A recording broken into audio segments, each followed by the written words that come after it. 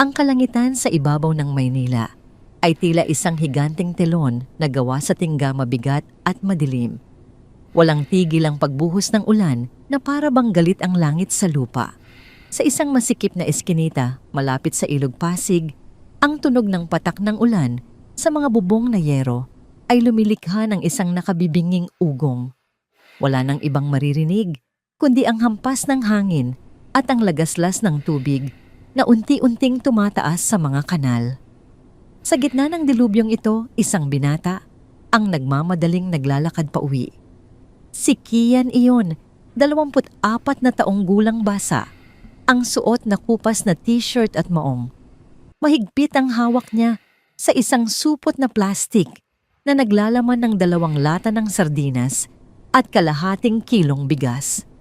Ito lamang ang naging kapalit ng kanyang maghapong pagbubuhat ng sako sa palengke. Ang bawat hakbang niya ay maingat upang hindi madulas sa maputik at madulas na daanan ng kanilang lugar, isang komunidad ng mga informal settlers na kung tawagin ay looban. Habang papaliko siya sa isang kanto, malapit sa saradong sari-sari store, napansin ni Kian ang isang kakaibang tagpo. Sa ilalim ng isang puno ng akasya na halos humalik na sa lupa. Dahil sa lakas ng hangin, may isang bulto ng tao na nakaupo sa gitna ng putikan. Huminto si Kian at pinasingkit ang kanyang mga mata upang makita ng maayos ang nasa dilim. Isang matandang babae. Nakasuot ito ng manipis na bestida na punit-punit at basang-basa. Nanginginig ang buong katawan nito habang pilit na kinakalkal ang isang natumbang basurahan. Ngunit hindi lang ang bagyo ang kalaban ng matanda ng gabing iyon. 3 lalaki na halatang lango sa alak ang nakapaligid sa kanya. Sila ang mga tambay sa kanto na walang pinipiling oras para manggulo. Narinig ni Kian ang boses ng isa sa mga lalaki, si Berto, na may hawak na bote ng gin. Sumigaw ito habang tinuturo ang matanda. Sinabi nito na dapat sumayaw muna ang matanda bago siya bigyan ng pagkain. Nagtawanan ang mga kasama nito. Ang kanilang mga halakhak ay tila mas masakit pa sa tenga kaysa sa kulog. Hindi sumagot ang matanda. Patuloy lang ito sa paghahanap ng makakain sa basura na para bang wala siyang naririnig. Sa inis ni Berto, tinulak niya ang balikat ng matanda gamit ang kanyang paa. Bumagsak ang matanda sa maputik na lupa. Ang kanyang mukha ay halos sumubsob sa maruming tubig. Isang matinding init ang umakyat sa dibdib ni Kian. Nakalimutan niya ang pagod at gutom. Ibinaba niya ang supot ng bigas sa isang tuyong bahagi ng semento at mabilis na sumugod. Hinawakan ni Kian ang kwelyo ng damit ni Berto at buong lakas itong hinila patalikod. Napaurong ang lasing at muntik ng matumba. Gulat na gulat si Berto nang makita kung sino ang humila sa kanya. Matalimang tingin ni Kian sa kanila. Sinabi niya sa matigas na boses na huwag nilang pagtripan ang matanda dahil wala naman itong ginagawang masama sa kanila. Ngunit dahil sa impluwensya ng alak naging matapang si Berto. Umamba ito ng suntok kay Kian. Mabilis na nakaiwas si Kian. Bilang dating estudyante ng nursing na sanay sa hirap ng buhay sa kalsada, alam niya kung paano dumepensa. Isang malakas na tulak ang ginawad ni Kian sa dibdib ni Berto, sapat upang mawalan ito ng balanse at bumagsak ng patihaya sa putikan. Ang 2 kasama ni Berto ay nagtangkang lumapit, ngunit nang makita nila ang talim sa mga mata ni Kian at ang kamao niyang nakakuyom, nagdalawang isip sila. Alam nilang kahit payat si Kian, palaban ito at hindi umaatras. Isa pa ang lakas ng ulan at hangin ay nagpapalamig na sa kanilang ulo. Tinulungan ng 2 lalaki si Berto na tumayo. Habang papauwi, nagsisisigaw si Berto ng mga banta. Sinabing hindi pa sila tapos at babalikan niya si Kian. Hindi na ito pinansin ni Kian. Hinihintay niyang tuluyan silang mawala sa dilim bago siya bumaling sa matanda. Dahan-dahang lumapit si Kian sa matandang babae na nakaupo pa rin sa putikan. Nanginginig ito ng sobra, ang kanyang mga labi ay nangingiti na sa lamig. Ang kanyang mga mata ay nakatitig sa kawalan. Walang takot, walang saya. Tila ba wala siyang pakiramdam sa paligid. Lumuhod si Kian sa harap ng matanda kahit na nabasa na rin ang kanyang tuhod. Tinanong niya sa malumanay na boses kung ano ang pangalan nito at taga saan ito. Walang sagot. Tumingin lang ang matanda sa kanya blanko ang ekspresyon. Napansin ni Kian na may mahigpit na hawak ang matanda sa kanyang kanang kamay. Isang panyo na bordado, bagamat marumi na, ay halatang mamahalin ang tela. May nakaukit na letrang L dito. Alam ni Kian na hindi niya pwedeng iwan ang matanda doon.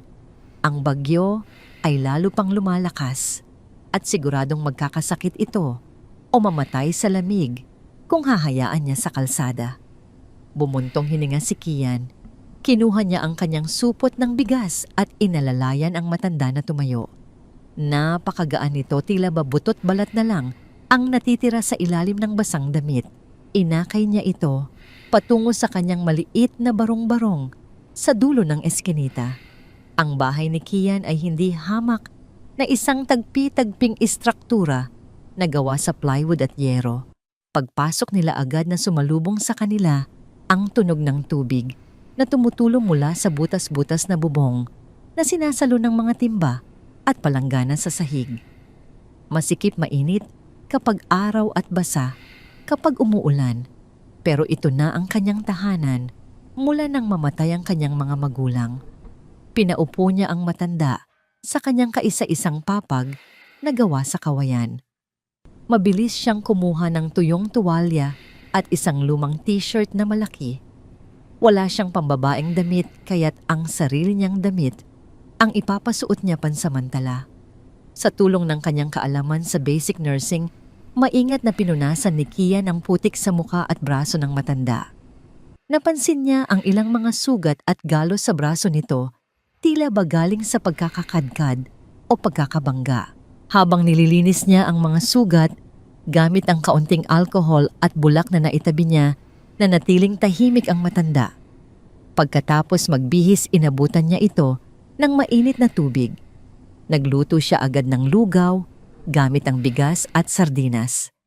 Ang amoy ng niluluto ay pumuno sa maliit na kwarto at sa unang pagkakataon, nakita ni Kian na gumalaw ang mga mata ng matanda.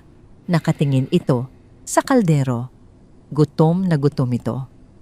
Nang ihain niya ang mainit na lugaw, halos hindi nanginuya ng matanda ang pagkain. Sunod-sunod ang subo nito. Pinagmasdan siya ni Kian ng may halong awa. Iniisip niya kung paano napunta ang ganitong katandang babae sa lugar nila. Iniwan ba siya pinalayas o sadyang naligaw lang? Nang matapos kumain, muling tumahimik ang matanda.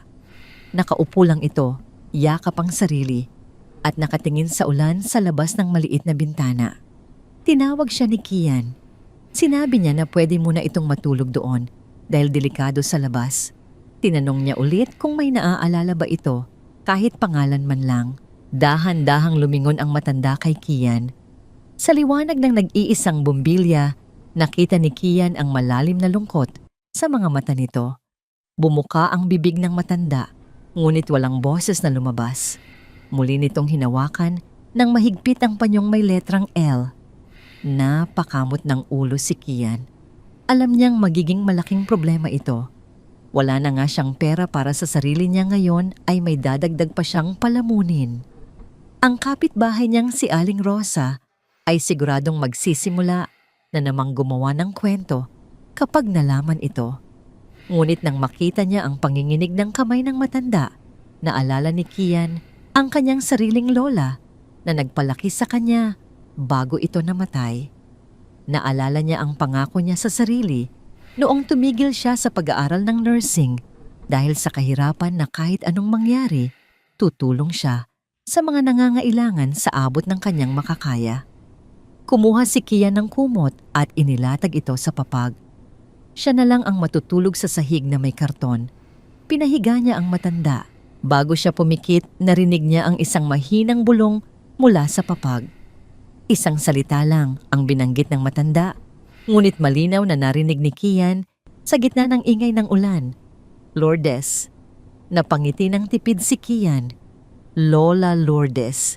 Yun na muna ang itatawag niya rito. Hindi niya alam na ang pangalang iyon ang magiging susi sa pagbabago ng kanyang buong pagkatao at magdadala sa kanya sa gitna ng isang bagyong mas malakas pa sa nararanasan nila ngayon. Sa labas patuloy ang paghagupit ng hangin, waring nagbabadya ng mga panganib na darating pa. Pero sa loob ng maliit na barong-barong, sa unang pagkakataon, nakatulog ng mahimbing ang isang nawawalang kaluluwa sa ilalim ng pangangalaga ng isang estranghero. Kinaumagahan ng init ng araw ay mabilis na pumasok sa maliliit na butas ng dingding na plywood ni Kian na gumising sa kanya mula sa isang mababaw na pagkakatulog. Masakit ang kanyang likod dahil sa magdamag na paghiga sa karton sa sahig. Ang amoy ng alimuom ang singaw ng lupang natuyo. Matapos ang ulan ay humalo sa masangsang na amoy ng estero na nasa likod lamang ng kanilang barong-barong. Dahan-dahang bumangon si Kian at kinusot ang kanyang mga mata. Agad siyang tumingin sa papag kung saan niya iniwan ang matanda. Nandoon pa rin ito gising na at nakatulala sa kisame. Ngunit napansin ni Kian ang isang bagay na hindi niya masyadong naasikaso kagabi dahil sa dilim ang walang tigil na pagkamot ng matanda sa kanyang mga braso at binti. Lumapit si Kian at sinuri ang balat ni Lola Lourdes. Sa liwanag ng umaga, kitang-kita niya ang pamumula at mga sugat na dulot ng galis o scabies. Ang balat nito ay tila naging mapula at magaspang dahil sa impeksyon at dumi. Bukod pa roon ang amoy ng matanda ay pinaghalong asim ng pawis luma at hindi maipaliwanag na amoy ng lansangan. Bumuntong hininga si Kian.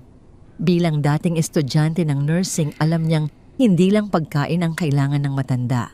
Kailangan ito ng gamot at malinis na katawan bago pa lumala ang impeksyon. Binuksan ni Kian ang kanyang maliit na pitaka. 200 piso na lang ang natitira sa kanya. Ito sana ang budget niya para sa pagkain sa susunod na 2 araw habang naghahanap ng racket sa construction o sa palengke. Tinitigan niya ang pera, pagkatapos ay tinitigan niya ang matanda na ngayon ay nanginginig na sa kati. Walang salitang lumabas sa bibig ni Kian. Isinuot niya ang kanyang tsinelas at lumabas ng bahay. Nagtungo siya sa pinakamalapit na botika sa kanto para bumili ng sabong asupre betadine at ilang pirasong murang antibiotics. Halos maubos ang kanyang pera, sapat na lang para bumili ng ilang itlog at pandesal. Pagbalik niya, sinimulan niya ang proseso ng paglilinis. Nagpainit siya ng tubig sa maliit na kalan. Dahil walang maayos na banyo sa loob ng bahay, kinailangan niyang maglagay ng kurtinang kumot sa isang sulok upang bigyan ng pribadong espasyo si Lola Lourdes. Lola, lilinisin ko po kayo ha. Mahapdi po ito ng kaunti, pero kailangan para mawala ang katibulong ni Kian habang dahan-dahang pinupunasan ng maligamgam na tubig ang braso ng matanda. Hindi umimik si Lola Lourdes pero naramdaman ni Kian ang paghigpit ng hawak nito sa kanyang braso nang dampian niya ng gamot ang mga sugat. Tiniis ni Kian ang amoy. Hindi siya nandidiri, sa halip nakaramdam siya ng awa. Paanong ang isang matandang babae na may panyong mamahalin ay hahantong sa ganitong kalagayan? Natapos ang paliligo at pagpapalit ng damit. Suot na ngayon ni Lola Lourdes ang isang malaking t-shirt na may tatak ng isang lokal na kandidato sa eleksyon, isa sa mga pambahay ni Kian. Kahit papaano mukha na itong presko at hindi na gaanong nangangamoy. Naghanda si Kian ng almusal, 2 nilagang itlog at mainit na kape para sa kanya at gatas na tinimpla sa asukal para kay Lola. Habang sinusubuan niya ang matanda, narinig niya ang malakas na boses mula sa labas. Aba Mare, totoo nga ang chismis. May inuwi daw na baliw si Kian kagabi. Nakilala agad ni Kian ang boses, si Aling Rosa, ang tinaguriang CCTV ng barangay dahil walang pangyayari sa eskinita ang nakakalampas sa kanyang paningin at pandinig. Sumilip si Kian sa bintana. Nakita niya si Aling Rosa Nakapamewang may hawak na pamaypay at kausap ang dalawa pang kapitbahay. Nakaturo ang nguso ni Aling Rosa sa pinto ni Kian. Naku, baka naman may sakit yan. Baka mahawa tayo. Dagdag pa ng isang kapitbahay na si Aling Tessie. O baka naman ginagaya niya yung mga napapanood sa Facebook, yung mga vlogger na tumutulong sa mahihirap para magkapera. Naku, poverty porn ang tawag dyan. Ginagamit lang niya yung matanda para sumikat. Sigaw ni Aling Rosa na sadyang pinalalakas ang boses para marinig ni Kian. Kumuyom ang kamao ni Kian. Alam niyang hindi dapat patulan ang mga ganitong tao pero sumusobra na sila. Lumabas siya ng pinto bitbit ang palanggana na may maruming tubig para ibuhos sa kanal. Pagkakita sa kanya, tumahimik sandali ang mga nagchichismisan pero ang mga mata ni Aling Rosa ay nanatiling mapanghamon. Magandang umaga, Aling Rosa. Bati ni Kian. Sa matigas na tono, pinipilit na maging magalang. Wala pong sakit na nakakahawa si Lola. At lalong hindi ko siya gagamitin para sa vlog. Tinulungan ko lang dahil halos mamatay na siya sa bagyo kagabi. Tinaasan siya ng kilay ni Aling Rosa. Lola hindi mo naman kaano-ano. Yan sa hirap ng buhay ngayon, Kian, may palamunin ka pa. Baka mamaya niyan magnanakaw pala yan o kriminal na nagtatago. Madadamay pa kami dito sa compound. Ako na po ang bahala doon. Wala siyang gagawing masama. Sagot ni Kian at tumalikod na para pumasok. Ngunit hindi tumigil si Aling Rosa. Tandaan mo, Kian, kapag nag-ingay iyan o nangamoy dito, ipapatawag ko ang barangay. Hindi kami pwedeng ma-stress sa mga squatter na dadalhin mo dito. Padabog na isinara ni Kian ang pinto. Napasandal siya sa likod nito at huminga ng malalim. Tumingin siya kay Lola Lourdes na ngayon nakaupo sa papag, hawak pa rin ang panyo at nakatingin sa kanya na parang isang batang nagtataka kung bakit galit ang mga tao. Lumipas ang maghapon na puno ng tensyon. Hindi makalabas si Kian para maghanap ng trabaho dahil walang magbabantay kay Lola. Inubos niya ang oras sa paglilinis ng bahay at pag-aayos ng mga gamit para maging komportable ang matanda. Pagsapit ng hapon, isang kumatok ang yumanig sa manipis na pinto. Pagbukas ni Kian, tumambad sa kanya si Kagawad Mercado, ang opisyal ng barangay na nakakasakop sa kanilang lugar, kasama ang dalawang tanod. Sa likod nila, nakangisi si Aling Rosa na tila nanalo sa loto. Kian, panimula ni Kagawad Mercado sa seryosong boses. May natanggap kaming reklamo. May kinukup-kup ka raw na matandang pag-alagala na posibleng may problema sa pag-iisip. Alam mo namang bawal yan dito, lalo na't hindi mo kaano-ano. Delikado sa kalusugan at seguridad ng mga kapitbahay. Nanlaki ang mata ni Kian. Kagawad, wala po siyang ginagawang masama. Nilinis ko na po siya. Wala po siyang mapupuntahan. Dalhin mo sa DSWDO, kaya sa mentals. Singit ni Aling Rosa mula sa likuran. Ayaw namin ng may baliw dito. Humarap si Kagawad kay Kian. Tama si Aling Rosa, Kian. Hindi mo kayang alagaan yan. Wala kang trabaho na permanente. Paano kung magkasakit lalo? Yan dito. Mananagot pa ang barangay. Kailangan naming kunin ang matanda. Ngayon din para dalhin sa shelter ng munisipyo. Alam ni Kian ang ibig sabihin noon. Ang shelter ng munisipyo ay siksikan, marumi at kulang sa tao. Para sa isang matandang tulad ni Lola Lourdes na may trauma at posibleng demensya ang dalhin, doon ay parang pagpapadala sa kanya sa kulungan. Baka lalo lang itong mawala o mamatay sa kapabayaan. Sa desperasyon lumapit si Kian kay Kagawad at halos lumuhod na. Hinawakan niya ang braso ng opisyal. Kagawad, parang awa niyo na po. Nanginginig ang boses ni Kian. Wag ngayon. Nakita niyo naman po ang bagyo kagabi. Mahina pa po ang katawan niya. Kung dadalhin niyo siya sa shelter ngayon, baka hindi niya kayanin ang biyahe o ang sitwasyon doon. Bigyan niyo lang po ako ng kahit 3 araw. 3 araw lang po. Papalakasin ko lang siya tapos ako mismo ang maghahatid sa kanya sa tamang ahensya kapag kaya na niya.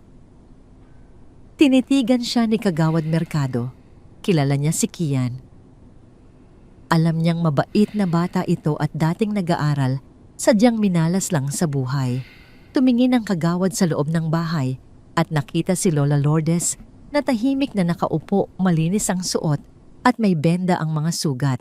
Kitang-kita ang pag-aalaga ni Kian. Napabuntong hininga ang kagawad. Sige Kian, dahil kilala kitang matino, bibigyan kita ng 3 araw.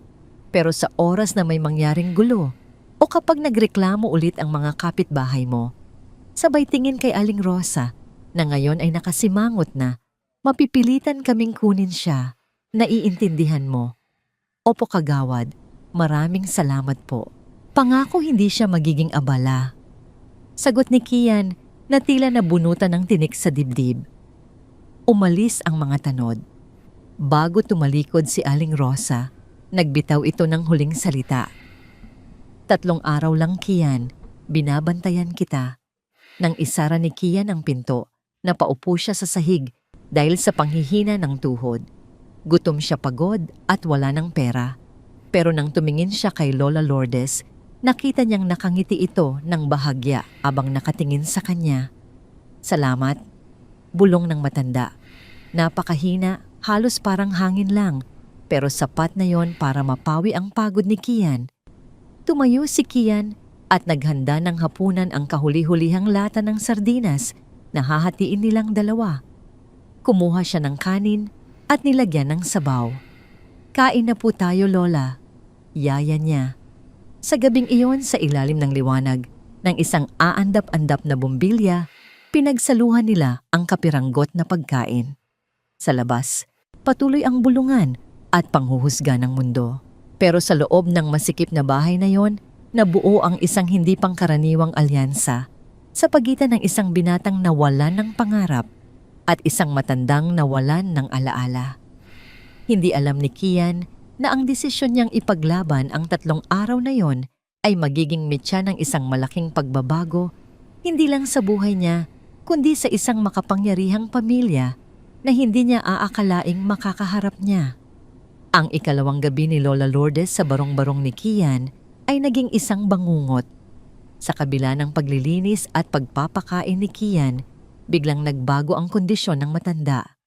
Nagsimula ito sa simpleng panginginig hanggang sa maging kumbulsyon ng katawan dahil sa tindi ng lamig, kahit na ang init sa loob ng bahay ay halos hindi matagalan. Ang pawis ni Lola ay malamig at malagkit. Nang hipuin ni Kian ang noo nito, para siyang humawak sa isang mainit na plansa. Mataas ang lagnat. Dinaluhan agad siya ni Kian. Kumuha siya ng planggana at bimpo binasa ito ng tubig na may halong suka, isang lumang paraan para pababain ang temperatura. Habang pinupunasan niya ang leeg at kilikili ng matanda, naramdaman niya ang init na singaw mula sa balat nito. Ang paghinga ni Lola Lourdes ay mabilis at mababaw, tila ba hinahabol nito ang bawat hibla ng hangin. Alam ni Kian ang mga senyales na ito. Pneumonia, ang lamig ng ulan at ang pagkakababad sa putikan ng matagal ay naningil na sa mahinang katawan ng matanda. Kung hindi ito maagapan ng antibiotics at maayos na gamot, hindi na aabutin si Lola ng 3 araw na palugit ni Kagawad Mercado. Baka hindi na nito abutin ang umaga. Tiningnan ni Kian ang lalagyan ng kanyang ipon, isang lumang lata ng biskwit na nakatago sa ilalim ng lababo. Binuksan niya ito at ibinuhos ang laman sa mesa. Ilang barya at gusot na papel na 20 pesos ang lumabas. Binilang niya ito nang mabilis kahit alam na niya ang sagot. Kulang na kulang.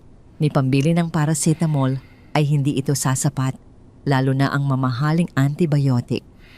Napatingin si Kian sa labas ng bintana. Nakaparada doon ang kanyang motorsiklo.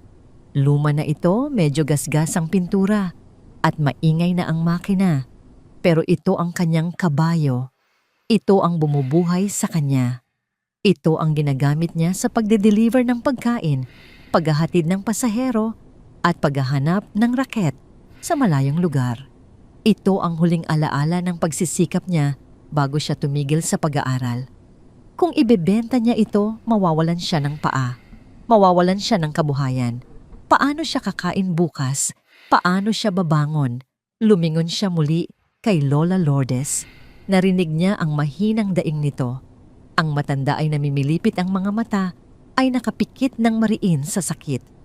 Hindi nagdalawang isip si Kian. Mabilis niyang kinuha ang susi at ang rehistro ng motor na nakatago sa plastic envelope. Isinuot niya ang kanyang tsinelas at lumabas ng bahay hila-hila ang motor sa gitna ng hating gabi.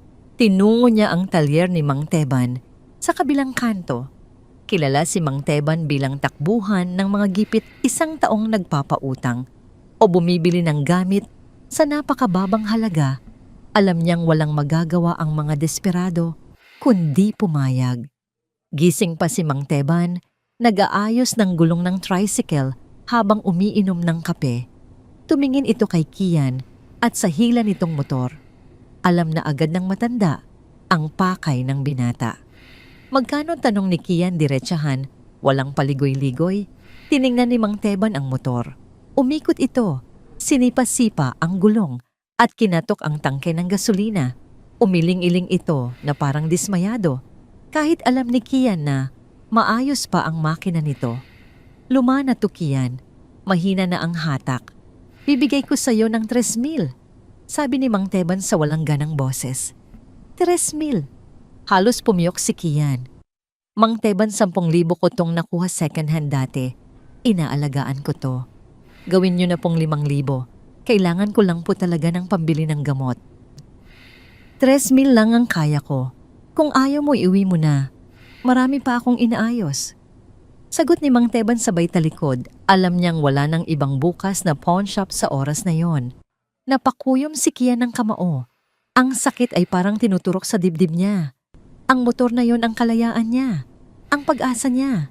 Pero naisip niya ang mukha ni Lola Lourdes ang nanginginig nitong katawan sa papag. Isang buhay kapalit ng isang makina. Sige po, sagot ni Kian sa mahinang boses, halos pabulong. Kunin niyo na. Inabot ni Mang Teban ang 3,000 piso. Kinuha ni Kian ang pera, ang mga kamay niya ay nanginginig sa galit at panghihinayang. Ibinigay niya ang susi at papel. Bago siya umalis, hinaplos niya ang upuan ng motor sa huling pagkakataon, parang nagpapaalam sa isang matalik na kaibigan. Pagkatapos ay tumalikod siya at tumakbo papunta sa 24 na oras na butika. Pagbalik ni Kian, sa bahay puno ang kanyang mga kamay ng gamot, prutas, sopas at tubig. Agad niyang pinainom ng gamot si Lola Lourdes. Mahirap itong painumin dahil halos hindi nito maibuka ang bibig sa panghihina. Pero matiyagang pinatulo ni Kian ang gamot gamit ang kutsara. Buong magdamag, hindi natulog si Kian. Naging nurse siya muli. Bawat oras ay tinitingnan niya ang temperatura. Pinapalitan niya ang bimpo sa noo. Pinupunasan niya ang pawis. Kinakausap niya ang matanda kahit hindi ito sumasagot para lang iparamdam na may kasama ito. Bandang 3:00 ng madaling araw, humupa ng kaunti ang lagnat pero nagsimulang magdeliryo si Lola Lourdes. Gumagalaw ang ulo nito sa kaliwat kanan. Ang mga kamay nito ay kumukumpas sa hangin na parang may itinataboy o inaabot. Huwag po. Bulong ni Lola Lourdes, ang boses ay garalgal at puno ng takot. Eduardo, anak ko. Lumapit si Kian at hinawakan ang kamay ng matanda. Lola, nandito lang ako. Si Kian to. Ligtas na po kayo. Biglang dumilat si Lola Lourdes. Ang mga mata nito ay nanlalaki, hindi nakatingin kay Kian, kundi sa isang bagay na siya lang ang nakakakita. Mahigpit ang pagkakahawak niya sa kamay ni Kian. Bumaon ang mga kuko nito sa balat ng binata. Umuwi. Gusto ko nang umuwi. Hikbi ng matanda. Saan po kayo nakatira, Lola? Sabihin niyo po, ihahatid ko kayo. Tanong ni Kian, umaasang may makukuhang impormasyon. Sa pagitan ng mabibigat na paghinga, bumulong si Lola Lourdes ng mga salitang nagpatigil sa mundo ni Kian. Dasmariñas, Village, Makati, Eduardo. Natigilan si Kian. Dasmariñas Village isa iyon sa pinakamayamang subdivision sa buong Pilipinas. Doon nakatira ang mga politiko, mga may-ari ng kumpanya at mga diplomat. Paanong ang isang matandang babae na halos mamatay sa gutom at dumi ay magmumula sa ganoong lugar? Inisip ni Kian na baka guni-guni lang ito ng lagnat. Baka dati siyang katulong doon. O baka nakapanood lang siya sa TV. Pero muling nagsalita si Lola Lourdes. Mas malinaw ngayon, puno ng hinanakit.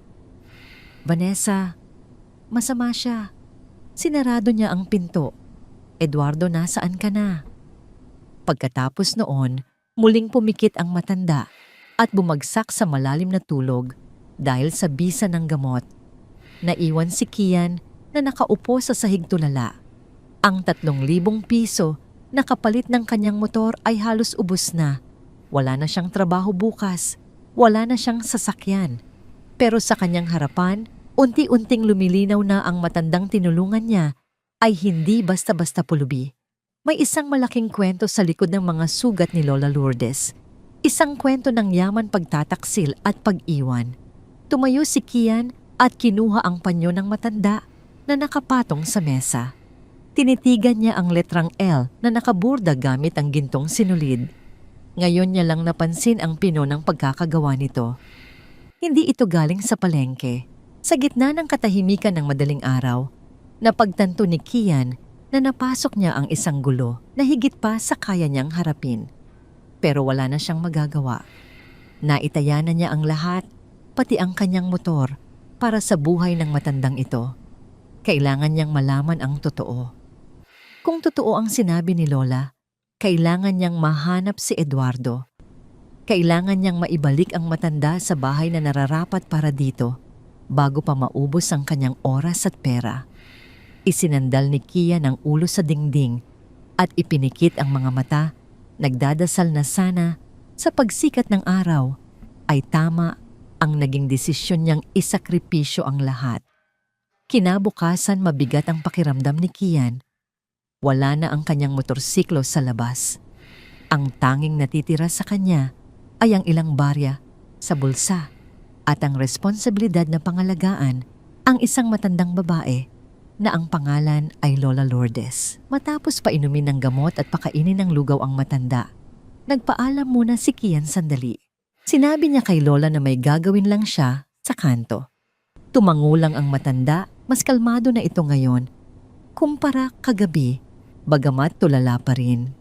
Tumakbo si Kian sa pinakamalapit na PisoNet o computer shop sa kanilang lugar. Gamit ang huling 5 piso, nagrenta siya ng 5 minuto para mag-internet. Nanginginig ang kanyang mga daliri habang tinitipa sa search bar ang mga salitang narinig niya kagabi. Eduardo Real Estate, Dasmariñas Village.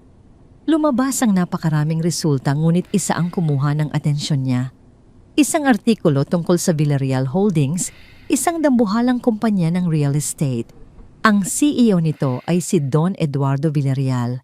Nang makita ni Kian ang litrato ng lalaki, halos tumigil ang kanyang paghinga. Ang mga mata nito, malungkot at mapungay, ay kamukhang kamukha ng mga mata ni Lola Lourdes. Naghahanap siya ng contact number.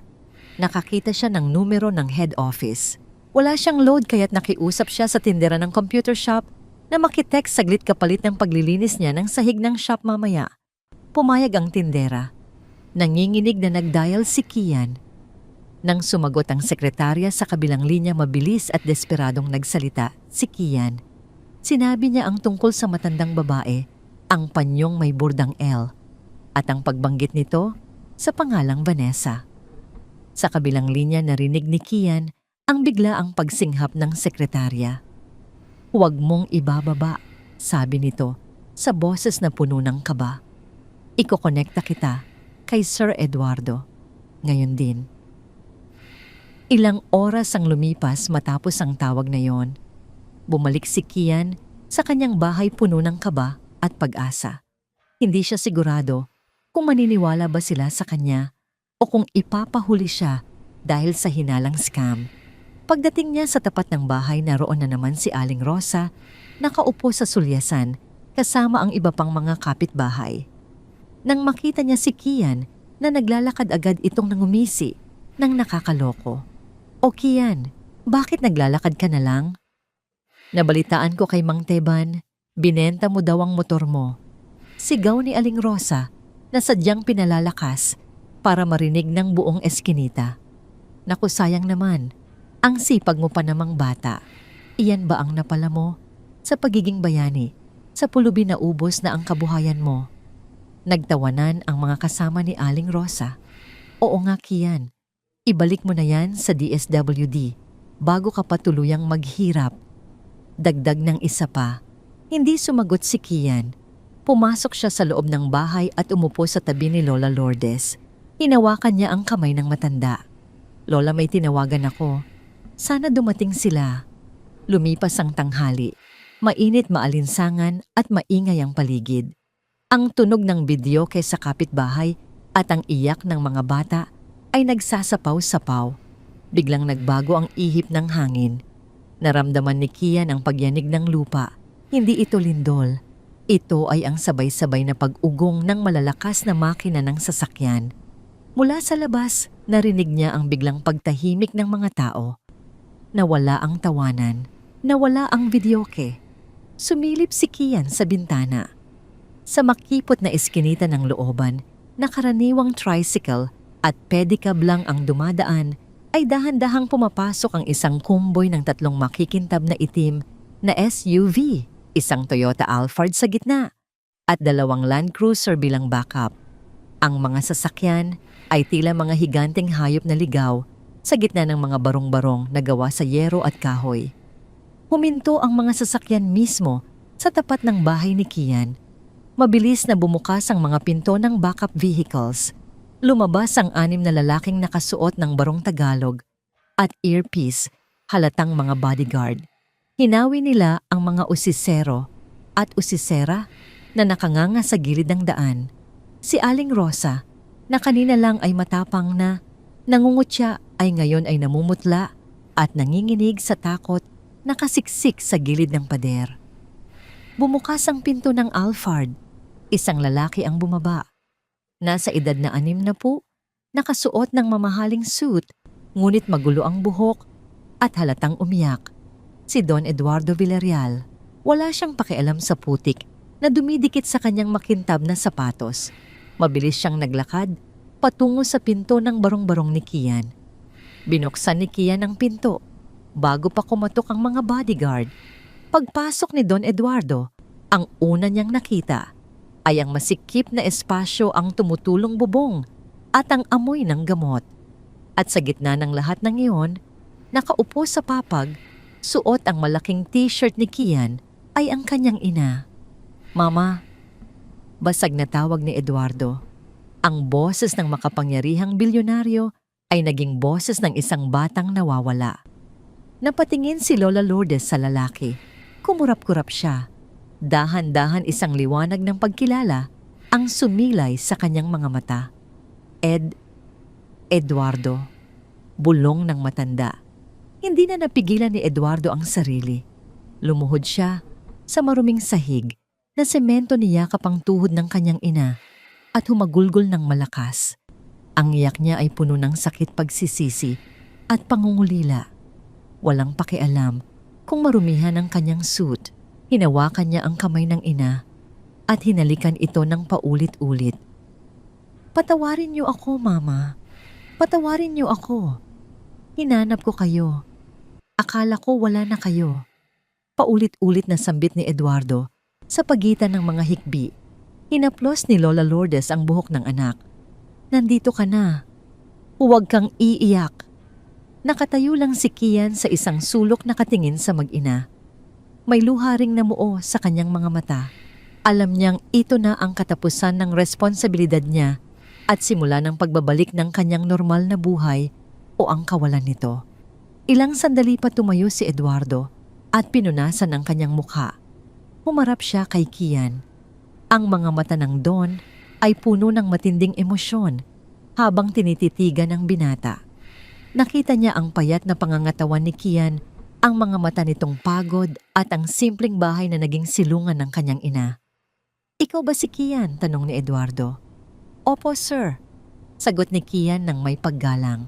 Lumapit si Eduardo at sa gulat ni Kian niyakap siya nito ng mahigpit. Isang yakap na parang sa isang kapatid o anak. Hindi ko alam kung paano kita pasasalamatan. Bulong ni Eduardo. Inalagaan mo siya noong tinapon siya ng mundo. Utang ko sa iyo ang buhay ko. Ginawa ko lang po ang tama, sir. Sagot ni Kian. Humiwalay si Eduardo at bumaling sa kanyang mga tauhan. Ihanda ang sasakyan. Iuuwi na natin si Mama. Mabilis na kumilos ang mga bodyguard. Inalalayan nila si Lola Lourdes na tumayo. Pero nang akmang hahakbang na sila palabas, biglang huminto si Lola. Kumapit ito nang mahigpit sa braso ni Kian. Kian! Sabi ni Lola Lourdes bakas ang takot sa boses. Sama ka. Huwag kang aalis. Natigilan si Eduardo. Tumingin siya sa ina tapos kay Kian. Mama, uuwi na tayo sa bahay. Magpapahinga ka na. Hindi ako aalis kung wala siya. Matigas na sabi ni Lola Lourdes na tila bumalik ang dating autoridad nito bilang donya. Siya lang ang nag-alaga sa akin. Siya lang ang mabait. Nagkatinginan si Eduardo at Kian. Alam ni Eduardo na hindi niya mapipilit ang ina na nasa ganitong kondisyon. At nakita rin niya sa mga mata ng ina ang tiwala na ibinigay nito sa binata, isang tiwala na matagal na nitong ipinagkait sa iba. Humarap si Eduardo kay Kian. Iho, pakiusap. Sumama ka muna sa amin. Kailangan ka ng mama ko. Hindi siya kakalma kung wala ka. Nag-alinlangan si Kian. Tumingin siya sa paligid ng kanyang maliit na bahay. Ito ang mundo niya. Wala siyang lugar sa mundo ni na Eduardo. Pero sir, wala po akong maisusuot. At saka, huwag mong intindihin ang damit. Huwag mong intindihin ang kahit anong putol ni Eduardo. Basta sumama ka. Please. Wala nang nagawa si Kian. Tumango siya. Paglabas nila ng bahay, sinalubong sila ng katahimikan ng buong barangay. Nandoon pa rin si Aling Rosa nakanganga habang pinapanood ang bawat galaw nila. Nakita niya kung paano inalalayan ng bilyonaryo si Kian na parang isang importanteng bisita. Nakita niya kung paano kumapit ang baliw na matanda sa braso ni Kian. Bago sumakay si Kian sa Alphard, lumingon siya kay Aling Rosa. Nagtama ang kanilang mga mata. Sa pagkakataong ito, si Aling Rosa ang nag-iwas ng tingin puno ng hiya at inggit ang mukha. Isinara ng bodyguard ang pinto ng sasakyan, umugong ang makina at dahan-dahang umalis ang kumboy. Naiwan ng usok at alikabok sa mukha ng mga taong nanghusga kay Kian. Sa loob ng malamig at mabangong sasakyan, katabi ni Kian si Lola Lourdes na nakahilig sa kanyang balikat at natutulog na ng mahimbing. Sa harap nila, nakatingin si Don Eduardo, nagpaplano, nag-iisip. Hindi alam ni Kian na ang pagsakay niya sa sasakyang iyon ay hindi papunta sa paraiso. Papunta siya sa isang digmaan at ang unang kalaban ay naghihintay na sa loob ng mansyon sa Dasmariñas Village, si Vanessa ang asawang puno ng lihim at galit. Ang pagpasok ng sasakyan sa Dasmariñas Village ay parang pagtawid sa ibang mundo. Mula sa magulo, maingay at mausok na kalsada ng Maynila, biglang naging tahimik at maluwag ang paligid. Ang mga puno ng acacia ay nakahanay ng maayos sa gilid ng kalsada at ang matataas na pader ng mga mansyon ay tila nagtatago ng mga sikreto na hindi pwedeng malaman ng mga ordinaryong tao. Nakaupo si Kian sa malambot na leather seat ng Toyota Alphard pero hindi siya komportable. Ramdam na ramdam niya ang dumi sa kanyang t-shirt at ang putik sa kanyang tsinelas. Tinitigan niya ang kanyang mga kamay na magaspang at may mantsa ng grasa, isang matinding kaibahan sa makinis at mabangong interior ng sasakyan. Sa tabi niya, mahimbing pa ring natutulog si Lola Lourdes, nakasandalang ulo sa kanyang balikat. Sa harap tahimik na nakatingin si Don Eduardo sa rearview mirror. Ang mga mata nito ay puno ng pag-aalala habang nakatingin sa ina. Malapit na tayo, Kian, sabi ni Eduardo sa mahinang boses. Huwag kang mag-alala. Sagot ko ang lahat. Huminto ang sasakyan sa harap ng isang dambuhalang gate na gawa sa itim na bakal at ginto. Dahan-dahan itong bumukas at tumambad sa kanila ang mansyon ng mga Villarreal. Isa itong palasyo na moderno ang disenyo na may malawak na garden sa harap at isang fountain sa gitna. Ang puting pintura ng bahay ay nakakasilaw sa ilalim ng sikat ng araw. Bumukas ang pinto ng sasakyan. Isang nakauniformeng chauffeur ang nagabang. Binuhat ni Kian si Lola Lourdes palabas. Agad na lumapit ang tatlong katulong na nakauniforme ng puti at asul, handang umalalay. Pero nang maramdaman ni Lola Lourdes na ibang tao ang humahawak sa kanya, bigla itong nagising at nagpumiglas. Ang takot ay agad na bumalik sa kanyang mga mata. Kian, Kian. Sigaw ng matanda, hinahanap ang kamay ng binata. Nandito lang ako, Lola. Mabilis na sagot ni Kian, hinawakan ang kamay nito para pakalmahin. Hayaan niyo muna si Kian. Utos ni Eduardo sa mga katulong. Siya ang magdadala kay Mama sa loob. Nagkatinginan ang mga katulong, tila nandidiri sa hitsura ni Kian, pero tumunod sila sa amo. Pumasok sila sa main door na yari sa nara. Pagbukas nito, bumungad ang isang grand foyer na may chandelier na kasing laki, halos ng buong bahay ni Kian. Ang sahig ay gawa sa Italian marble. Ang hangin ay amoy lavender at expensive polish. Lahat ay perpekto, lahat ay malinis, at si Kian, sa kanyang maruming suot, ay parang isang mantsa sa gitna ng kaputian. Habang naglalakad sila papunta sa sala, narinig nila ang tunog ng takong ng sapatos na tumatama sa marmol na sahig. Mabilis, matalim at papalapit. Mula sa grand staircase, bumaba ang isang babae. Nasa edad na 40, balingkinita ng katawan at suot ang isang silk robe na halatang mamahalin. Ang kanyang buhok ay nakaayos na parang laging handa sa photoshoot. Si Vanessa Villarreal ang pangalawang asawa ni Don Eduardo. Ang mukha ni Vanessa ay isang maskara ng pagkabigla nang makita niya si Lola Lourdes. Namutla siya, tila nakakita ng multo. Ang kanyang mga mata ay nanlaki saglit bago niya ito pinalitan ng isang pilit na ngiti. Eduardo. Tawag niya, ang boses ay matinis at puno ng pagdududa. Anong nangyayari dito? Nakita ko na siya, Vanessa. Sagot ni Eduardo, ang boses ay nanginginig sa emosyon. Buhay si Mama. Nakita siya ng batang ito. Tinuro ni Eduardo si Kian. Bumaling ang tingin ni Vanessa kay Kian. Mula ulo hanggang paa, tiningnan siya nito na para bang isa siyang basahan na naligaw sa loob ng mansyon. Ang tingin ni Vanessa ay hindi lang mapanghusga. Ito ay puno ng puot. Sino yan? Tanong ni Vanessa, ang ilong ay nakataas na parang naaamoy ang squatter mula kay Kian. Bakit mo pinapasok ang taong grasa sa bahay natin? At bakit niya hawak si Mama? Lumapit si Vanessa kay Lola Lourdes, akmang hahawakan ito. Mama Lourdes, Diyos ko, saan ka ba nanggaling? Ngunit bago pa man madampi ang kamay ni Vanessa, biglang sumigaw nang napakalakas si Lola Lourdes. Isang sigaw na puno ng purong takot at kilabot. Huwag kang lalapit. Hiyaw ng matanda habang pilit na nagtatago sa likod ni Kian. Demonyo, layuan mo ako. Ikulong mo ako ulit. Natigilan ng lahat. Ang katahimikan sa malawak na sala ay naging nakakabingi. Ang mga katulong ay nagyuko ng ulo. Si Eduardo ay natulala. Mabilis na bumawi si Vanessa.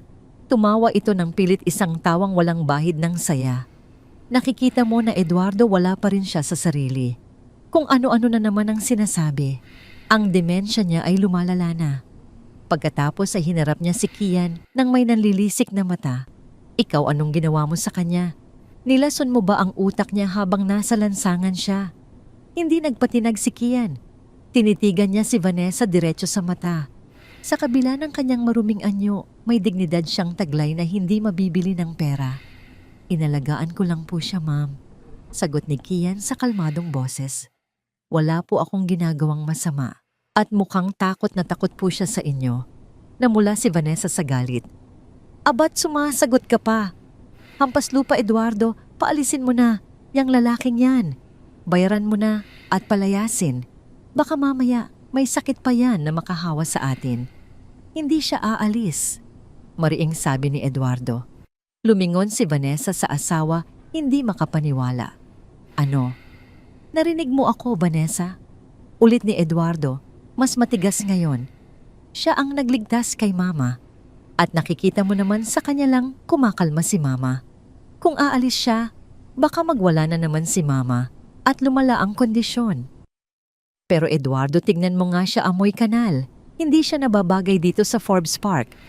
Ano na lang ang sasabihin ng mga kaibigan natin kapag nakita nilang may squatter dito sa loob ng bahay? Giit ni Vanessa ginagamit ang hiya bilang sandata. Wala akong pakialam sa sasabihin nila. Sigaw ni Eduardo. Ito ang unang pagkakataon na tumaas ang boses niya sa asawa. Ang importante ay nandito na si Mama. Kaya dadalhin natin si Mama sa guest room sa baba para hindi siya mahirapan sa hagdan at doon ka muna sa kwarto sa tabi nito. Hindi pwede, tutol agad ni Vanessa. Ang kwartong iyon ay para sa mga bisita, hindi para sa mga katulong. Kung gusto mong manatili ang batang iyon, doon siya sa servants' quarters sa likod, doon sa tabi ng driver's room. Tumingin si Eduardo kay Kian, humihingi ng paumanhin, gamit ang tingin. Alam niyang insulto ito, pero ayaw na niyang palakihin ang gulo. Tumango si Kian. Okay lang po sa akin, sir. Kahit saan. Basta malapit kay Lola kung kailangan niya ako. Ngumisi si Vanessa ng mapakla. Buti naman at alam mo ang lugar mo. Dinala nila si Lola Lourdes sa kwarto. Nang masigurong komportable na ang matanda at may nakabantay na private nurse na ipinatawag ni Eduardo, lumabas si Kian. Hinarang siya ni Vanessa sa koridor. Wala na si Eduardo. Silang dalawa na lang. Ang mukha ni Vanessa ay nawawalan ng anumang bahid ng pagpapanggap. Puro puot at banta na lang ang nakikita ni Kian. Makinig ka, boy? Bulong ni Vanessa, ang boses ay parang asidong tumutunaw sa bakal. Hindi ko alam kung anong drama ang ginawa mo para makuha ang loob ng asawa ko at ng ulyanin na matandang yan. Pero huwag kang magkakamaling isipin na parte ka ng pamilyang ito. Lumapit palalo si Vanessa, amoy na amoy ni Kian, ang matapang nitong pabango na nakakahilo. Binabantayan kita, dugtong ni Vanessa. Isang maling galaw mo lang, isang nawawalang kutsara, isang maling tingin. At sisiguraduhin kong sa kulungan ang bagsak mo. Naiintindihan mo? Hindi yumuko si Kian. Sa halip na alala niya ang takot sa mga mata ni Lola Lourdes kanina. Ang sigaw nito na, ikulong mo ako ulit. Wala po akong balak na masama, ma'am. Sagot ni Kian. Pero nagtataka lang ako. Bakit parang hindi kayo masaya na buhay ang biyenan nyo?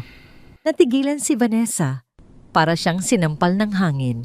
Bago pa siya makasagot o makapanakit, tumalikod na si Kian at naglakad patungo sa pinto ng servants' quarters. Pagpasok ni Kian sa maliit na kwarto sa likod ng mansyon, napansin niyang mas maayos pa ito kaysa sa buong bahay niya sa looban. May sariling kama, electric fan at maliit na banyo. Pero ramdam niya ang lamig. Umupo siya sa kama at napatingin sa bintana na nakaharap sa malawak na garden. Mula rito, tanaw niya ang bintana ng kwarto ni Lola Lourdes. Alam na niya ngayon, hindi siya narito para lang mag-alaga. Narito siya sa gitna ng isang gera. Si Lola Lourdes ay hindi nawala. Itinapon siya. At ang babaeng nagtapon sa kanya ay nasa loob ng bahay na ito, nagmamasid, naghihintay ng pagkakataon para tapusin ang trabaho. Napahawak si Kian sa kanyang dibdib. Ang ginintuang hawla na ito ay mas delikado pa kaysa sa bagyo sa eskinita. At kailangan niyang maging matatag, hindi para sa sarili niya, kundi para sa matandang babaeng siya na lang ang kakampi. Lumipas ang isang linggo at ang buhay ni Kian sa loob ng mansyon ng mga Villarreal ay tila isang panaginip na unti-unting nagiging bangungot. Bagamat maayos ang kanyang tulugan at nakakakain na siya ng 3 beses Sa isang araw, ang bigat ng tingin ng mga tao sa paligid ay hindi nawawala. Para sa mga katulong at staff, siya ay isang banta, isang outsider na bigla na lang naging paborito ni Don Eduardo at ni Lola Lourdes. Para kay Vanessa, siya ay isang peste na kailangang puksain bago pa ito makapaminsala. Isang umaga, ipinatawag ni Don Eduardo si Kian sa library. Ito ang paboritong lugar ng Don Puno ng mga libro at amoy, ng lumang papel at kape. Pagpasok ni Kian, nakita niya si Eduardo na nakaupo sa likod ng malaking mesa, may hawak na mga dokumento. Nasa gilid naman si Vanessa nakaupo sa sofa habang humihigop ng tsa. Ang kanyang mga mata ay matalim na nakamasid kay Kian. "Maupo ka, Kian," utos ni Eduardo sa malumanay na boses. Umupo si Kian sa dulo ng silya, hindi gaanong sumandal dahil sa hiya. "Napag-isipan ko na ang sinabi mo noong nakaraang gabi," panimula ni Eduardo. "Tungkol sa pangangailangan ni Mama ng espesyal na pag-aalaga. Tama ka, hindi sapat ang mga nurse na hired galing sa ahensya. Iba ang kailangan ni Mama. Kailangan niya ng pamilya ng malasakit." Tumango si Kian. "Opo, sir. Minsan po kasi natatakot siya sa mga nakauniforme. Naaalala niya siguro kung saan man siya nanggaling bago ko siya makita." Bumuntong hininga si Eduardo. "Kaya nga gusto kong bigyan ka ng formal na posisyon dito. Hindi lang bilang tagabantay. Gusto kitang gawing personal assistant ni Mama para sa lahat ng kanyang pangangailangan. Ikaw ang hahawak ng budget para sa kanyang gamot, pagkain at mga donasyon na gusto niyang ibigay sa simbahan." Biglang binaba ni Vanessa ang kanyang tasa ng padabog sa platito. Ang tunog ng porselana ay umalingaw-ngaw sa tahimik na kwarto. "Eduardo?" Bulalas ni Vanessa, ang boses ay matinis at puno ng pagtutol. "Nababaliw ka na ba? Ang batang yan, hahawakan ng pera ng pamilya, ni wala ngang diploma. Yan, baka ibulsa lang niya ang pera at tumakas." "Vanessa, kontrolin mo ang pananalita mo," saway ni Eduardo. Napatunayan na ni Kian ang katapatan niya. Isinakripisyo niya ang motor niya para kay Mama. Walang presyo ang ganong klaseng loyalty. Loyalty o baka naman strategy. Giit ni Vanessa, tumayo at lumapit sa mesa. "Eduardo, ang Villarreal Foundation ang humahawak ng mga charity natin. Ako ang president noon. Kung bibigyan mo siya ng access sa pondo ni Mama, parang sinasabi mo na rin na wala kang tiwala sa akin." "Hindi ito tungkol sa'yo, Vanessa," mariing sagot ni Eduardo. "Tungkol ito kay Mama. At sa tingin ko mas panatag si Mama kung si Kian ang nag-aasikaso." Bumaling si Eduardo kay Kian. "Tatanggapin mo ba, Kian? Bibigyan kita ng sweldo na triple ng minimum wage at allowance para sa pag-aaral kung gusto mong ituloy ang nursing." Nanlaki ang mga mata ni Kian. Ang alok na ito ay higit pa sa inaasahan niya. Ito na ang sagot sa mga dasal niya. Makakapag-aral siya ulit at maaalagaan niya si Lola. "Opo, Sir Eduardo. Maraming salamat po. Hindi ko po kayo bibiguin." Sagot ni Kian, puno ng pag-asa. Ngumiti si Eduardo. Pero nang lumingon si Kian kay Vanessa, nakita niya ang isang tingin na nangangako ng gyera. Hindi na ito simpleng inis. Ito ay galit ng isang taong inagawa ng teritoryo. Tumalikod si Vanessa at naglakad palabas ng library. Bago siya tuluyang lumabas, huminto siya at bumulong sa hangin, sapat lang para marinig ni Kian, "Magpakasaya ka habang nandito ka pa." Kinahaponan naging abala ang kusina. Oras na ng merienda ni Lola Lourdes. Dahil sa bagong utos ni Eduardo si Kian na ang personal na naghahanda ng pagkain ng matanda para makasigurong malinis at tama ang diet nito. Nagluto si Kian ng arroz caldo, ang paborito ni Lola Lourdes noong nasa looban pa sila. Habang hinihintay niyang kumulo ang sabaw, tinawag siya ng isa sa mga senior maid, si Manang Fe. "Kian, ipinapatawag ka ni Sir Eduardo sa garden. May itatanong daw tungkol sa gamot ni Senyora." Sabi ni Manang Fe. "Sige po, Manang. Saglit lang po ito, pakibantayan muna ang niluluto ko. Hahaluin lang para hindi dumikit. Bilin ni Kian. Pagkaalis ni Kian, naiwan si Manang Fe sa kusina. Ilang sandali pa, pumasok si Vanessa.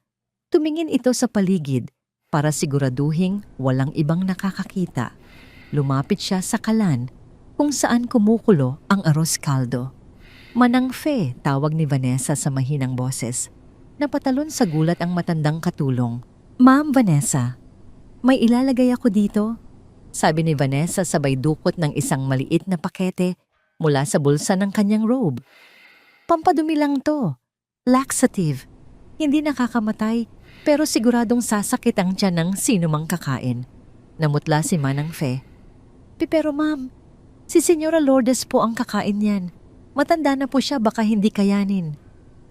Hinawakan ni Vanessa ang braso ni Manang Fe nang mahigpit bumaon ang kanyang mahahabang kuko sa balat nito. Gusto mo pa bang magtrabaho dito, Feo? Gusto mong ipalkalkal ko ang nakaraan ng anak mong drug addict na tinulungan nating makalaya? Nanginig si Manang Fe. Yumuko ito at tumango. Huwag po, ma'am. Gagawin ko po. Binuksan ni Vanessa ang pakete at ibinuhos ang laman sa arroz caldo. Mabilis itong natunaw sa mainit na sabaw. Hinalo ito ni Vanessa gamit ang sandok na ginagamit ni Kian. Tandaan mo, wala kang nakita. Bulong ni Vanessa bago mabilis na lumabas ng kusina. Pagbalik ni Kian, wala na si Vanessa. Naabutan niya si Manang Fe na nakatalikod naghuhugas ng pinggan halatang balisa. Okay na po ba, Manang? Tanong ni Kian. Hindi lumingon si Manang Fe. Oo, Kian. Luto na yan.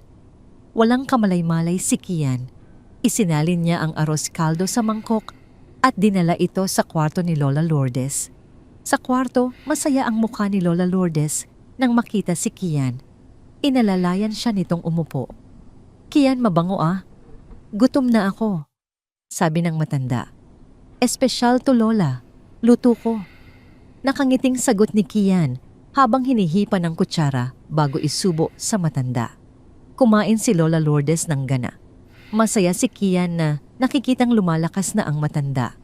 Pero makalipas ang halos kalahating oras, biglang nagbago ang ekspresyon ni Lola. Namutla ito at humawak sa kanyang tiyan. Aray, Kian, masakit. Daing ni Lola Lourdes.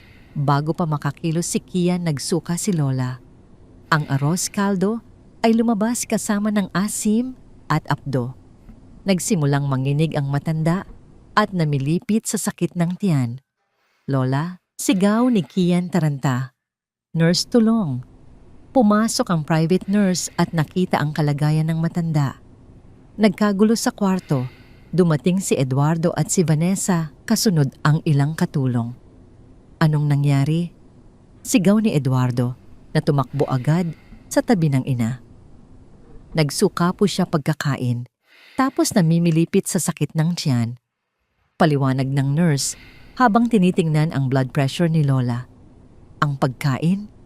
Sabi ni Vanessa sa malakas na boses, turo ang mangkok sa mesa.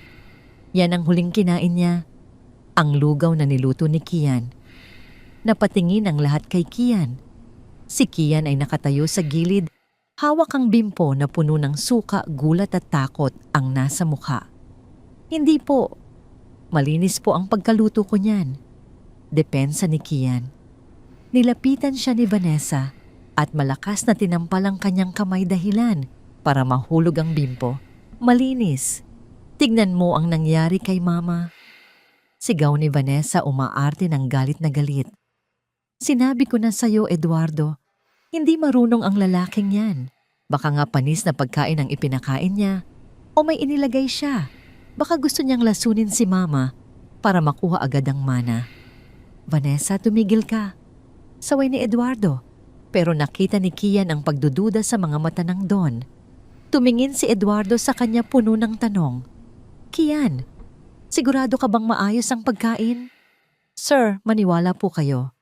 Tikman niyo pa po. Hindi ko po magagawang saktan si Lola. Halos maiyak na sagot ni Kian. Huwag mong tikman, Eduardo Baka. Ikaw naman ang malason. Hila ni Vanessa sa asawa. Nurse, dalhin niyo ang pagkain sa lab para masuri. At ikaw, Kian, lumabas ka muna.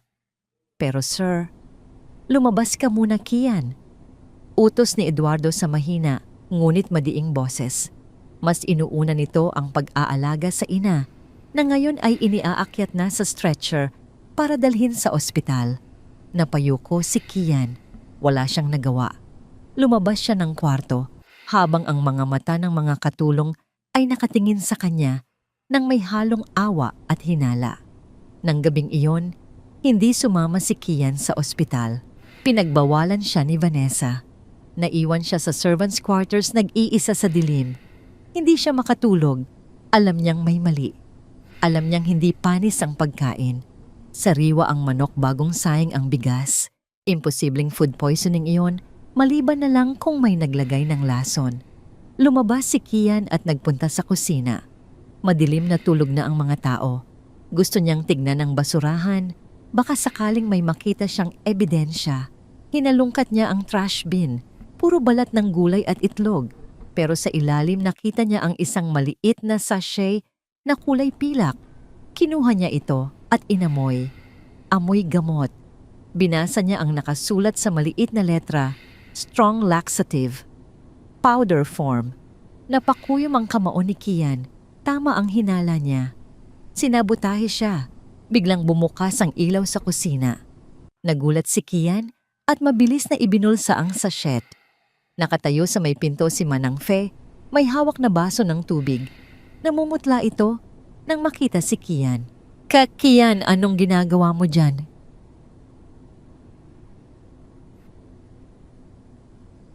Tanong ni Manang Fe, nanginginig ang boses. Tinitigan siya ni Kian. Nakita niya ang takot sa mga mata ng matandang katulong. Ang paraan ng pag-iwas nito ng tingin. Naghahanap lang po ng sagot, Manang. Sagot ni Kian ng seryoso.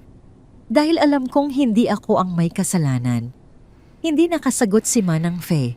Mabilis itong tumalikod at bumalik sa kwarto niya, halos matapon ng tubig na hawak. Naiwan si Kian sa gitna ng kusina.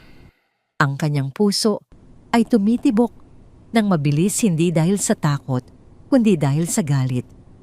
Ngayon alam na niya. Hindi lang ito simpleng diskriminasyon. Handang pumatay o manakit si Vanessa at ang mga kasabwat nito para lang mapatalsik siya. Ang buhay ni Lola Lourdes ay laruan lang sa kanila. Hinawakan ni Kian ang sachet sa kanyang bulsa. Ito ang ebidensya. Pero alam niyang hindi sapat ito. Kailangan niya ng mas matibay na plano.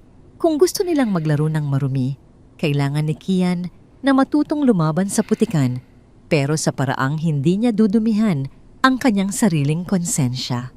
Ang digmaan sa loob ng mansyon ay nagsisimula pa lang. At sa susunod sisiguraduhin ni Kian na hindi siya ang magiging biktima. Sumapit ang 80 kaarawan ni Lola Lourdes. Ang mansyon ng mga Villarreal ay nagmistulang isang palasyo sa isang pelikula. Ang buong garden ay pinalamutian ng libo-libong puting rosas at orchids. May mga naglalakihang crystal chandeliers na nakasabit sa mga tent at isang string quartet ang tumutugtog ng mga klasikong musika sa isang sulok. Ang lahat ng sino sa lipunan ng Maynila ay naroon, mga politiko, negosyante at mga socialite na kaibigan ni Vanessa. Bawat isa ay nakasuot ng mamahaling gown at suit, nagkikinangan ang mga alahas sa ilalim ng ilaw. Sa gitna ng karangyaan nakatayo si Kian sa gilid, hawak ang handle ng wheelchair ni Lola Lourdes. Iba ang pakiramdam ni Kian ngayong gabi. Suot niya ang isang barong Tagalog na ibinigay sa kanya ni Vanessa kaninang umaga. Ayon kay Vanessa, ito ay regalo para maging presentable siya. Ngunit nang isuot ito ni Kian, napagtanto niyang sadya itong maluwag at luma na tila ba galing sa bodega ng mga lumang uniforme ng driver. Ang tela ay magaspang at naninilaw na ang kwelyo. Para siyang isang payaso sa gitna ng mga hari at reyna. Si Lola Lourdes naman ay mukhang reyna. Nakaayos ang kanyang pilak na buhok at suot ang isang vintage Filipiniana na kulay asul. Bagamat maganda ang ayos, mahigpit ang hawak ni Lola sa kamay ni Kian. Ang kanyang mga mata ay malikot, tila hinahanap ang pamilyar na mukha sa dagat ng mga estranghero. Kian, wag mo akong iiwan. Paulit-ulit na bulong ni Lola. Opo Lola, nandito lang ako. Sagot ni Kian, pinipilit na ngumiti kahit naramdam niya ang mga mapanghusgang tingin ng mga bisita. Habang itinutulak niya ang wheelchair papunta sa main table, naririnig niya ang mga bulungan. Sino yang kasama ni Doña Lourdes? Bakit ganyan ang itsura? Tanong ng isang babaeng puno ng diamante ang leeg. Ah, yan ba? Yan daw yung charity case na napulot ni Eduardo sa squatter. Sagot naman ng kausap nito na si Mrs. Tan, isa sa mga amiga ni Vanessa. Ginawa nilang caregiver. Imagine pinapasok sa loob ng bahay ang ganyang klase ng tao. Hindi ba delikado yan? Naku, kung ako kay Vanessa, hindi ako papayag. Baka mamaya niyan mawala ang mga pilak ko. Dagdag pa ng isa sabay tawa ng mahinhin. Narinig lahat iyon ni Kian. Nanigas ang kanyang panga. Gusto niyang sumagot, gusto niyang sabihin na mas malinis pa ang konsensya niya kaysa sa kanilang lahat. Pero pinili niyang tumahimik para kay Lola. Dumating si Vanessa. Suot nito ang isang kumikinang na red gown na hapit sa katawan. Ang kanyang ngiti ay abot tenga habang binabati ang mga bisita. Pero nang bumaling siya kay Kian, naging matalim ang kanyang tingin. Kian, tawag ni Vanessa. Ang bagal mo naman. Nauuhaw na si Mama. Kumuha ka ng red wine para kay Doña Consuelo, yung bisita natin sa kabilang mesa. At tubig para kay Mama. Bilisan mo, busy ang mga waiter. Nag-alinlangan si Kian. Ma'am, sabi po ni Sir Eduardo, huwag ko munang iiwan si Lola. Utos ko to, Kian. Mariing sabi ni Vanessa, ang boses ay mababa. Pero puno ng banta. Ako ang may-ari ng bahay na ito. Sumunod ka kung ayaw mong gumawa ako ng eksena dito. Wala nang nagawa si Kian. Binitiwan niya ang wheelchair at naglakad papunta sa bar. Habang naglalakad siya, ramdam niya ang bigat ng tingin ng lahat. Pagbalik niya, hawak niya ang isang tray na may isang baso ng mineral water at isang baso ng mamahaling red wine. Maingat siyang naglakad sa pagitan ng mga mesa. Ang sahig ay madulas dahil gawa ito sa pinakinis na marmol. Malapit na siya sa mesa kung saan nakaupo si Doña Consuelo, ang pinakamayamang investor ng kumpanya at kilalang masungit. Katabi nito si Vanessa na nakangiti at nakikipagkwentuhan. Nang dumaan si Kian sa likod ni Vanessa, biglang gumalaw ang paa ng ginang. Mabilis at hindi halata, iniunat ni Vanessa ang kanyang binti na nakatago sa ilalim ng mahabang gown. Sumabit ang paa ni Kian. Nawalan siya ng balanse. Ang tray ay dumulas sa kanyang kamay. Sa isang iglap na tila slow motion, nakita ni Kian ang paglipad ng baso ng red wine. Isang malakas na tunog ng pagkabasag ang umalingaw-ngaw sa buong garden. Kasunod nito ang pagsinghap ng lahat ng bisita. Ang laman ng baso ang maitim at mapulang wine ay tumapon lahat sa puting-puting gown ni Doña Consuelo. Ang mantsa ay kumalat na parang dugo sa malinis na tela. Diyos ko! Sigaw ni Doña Consuelo. Napatayo sa gulat at galit, katahimikan. Naputol ang musika. Lahat ng mata ay nakatuon kay Kian na nakadapa sa sahig at kay Doña Consuelo na basang-basa ng alak. Mabilis na tumayo si Kian, nanginginig. Ma'am, Doña Consuelo, sorry po. Hindi ko po sinasadya. Akmang lalapit si Kian para punasan ng mantsa gamit ang panyo niya, pero biglang humarang si Vanessa. Sa harap ng daan-daang bisita, itinaas ni Vanessa ang kanyang kamay at buong lakas na pinadapo ito sa mukha ni Kian. Isang malakas na sampal ang bumasag sa katahimikan. Napabaling ang mukha ni Kian sa lakas ng tama. Ramdam niya ang init at hapdi sa kanyang pisngi. Nalasan niya ang dugo sa kanyang labi. Tanga, sigaw ni Vanessa, ang boses ay umaalingaw-ngaw sa sound system. Wala ka talagang kwenta. Hampas lupa ka na nga, wala ka pang modo. Sinira mo ang gown ni Doña Consuelo. Sinira mo ang gabing ito. Ma'am, tinalisod niyo po ako. Bulong ni Kian, hawak ang kanyang pisngi, nakatingin kay Vanessa na may halong gulat. Anong tinalisod? Lalong nagalit si Vanessa, ng lalaki ang mata sa pag-arte. Huwag mo akong pagbintangan sa katangahan mo. Nakita ng lahat na lampa ka. Sanay ka kasi sa putikan, kaya hindi ka marunong lumakad sa semetongo. Tumakbo palapit si Don Eduardo. Anong nangyayari dito? Tignan mo ang ginawa ng ampon mo, Eduardo. Sumbong ni Vanessa turo kay Kian na nakayuko. Binuhusan niya ng alak si Doña Consuelo. Napahiya tayo. Sabi ko sa'yo, hindi siya nababagay dito. Si Doña Consuelo ay nanginginig sa galit habang pinupunasan ng mga waiter. Eduardo, ganito ba ang trato niyo sa bisita? Nagpapasok kayo ng mga barbaro sa party. Pasensya na po, Doña Consuelo. Hingi ng paumanhin ni Eduardo, halatang hiyang-hiya. Tumingin siya kay Kian. Ang mata ng Don ay puno ng pagkabigo. Kian, bakit Sir, hindi na naituloy ni Kian ang sasabihin. Alam niyang walang maniniwala sa kanya. Siya ang squatter, si Vanessa ang donya. Sa mundong ito, ang katotohanan ay pag-aari ng may pera. Sa gilid nagsimulang umiyak si Lola Lourdes. Kian, huwag mong saktan si Kian. Sigaw ng matanda, pilit na inaabot ang binata. Pero hinarangan siya ni Vanessa. Mama, tumigil ka. Kaya ka nagkakaganyan dahil sa lalaking yan. Hinarap ni Vanessa si Kian muli. Lumayas ka sa harap ko. Umalis ka sa party na to bago pa kita ipakadkad sa security. Doon ka sa kwarto mo, huwag kang lalabas hanggat hindi ko sinasabi. Yumuko si Kian. Ang kanyang mga kamay ay nakakuyom sa gilid. Gusto niyang lumaban. Gusto niyang isigaw na si Vanessa ang may kasalanan. Pero nakita niya si Lola Lourdes na umiiyak at hyperventilating na. Kung gagawa siya ng gulo ngayon, lalong mahihirapan ang matanda. Dahan-dahang tumalikod si Kian. Habang naglalakad siya palayo, rinig niya ang mga bulungan at tawanan ng mga bisita. Buti nga sa kanya. Yan ang napapala ng mga feeling mayaman. Dapat dyan tinatapon pabalik sa looban. Ang bawat salita ay parang latigo sa likod ni Kian.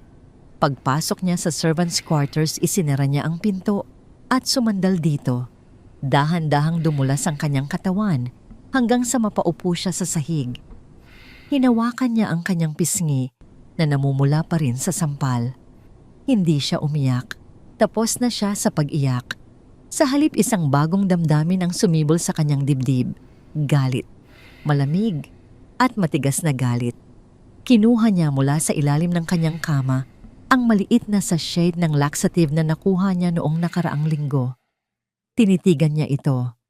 Akala nila dahil mahirap siya pwede na siyang tapakan. Akala nila, dahil wala siyang koneksyon, tatanggapin na lang niya ang lahat. Nagkakamali sila. Si Kian ay lumaki sa lansangan. Sanay siya sa away.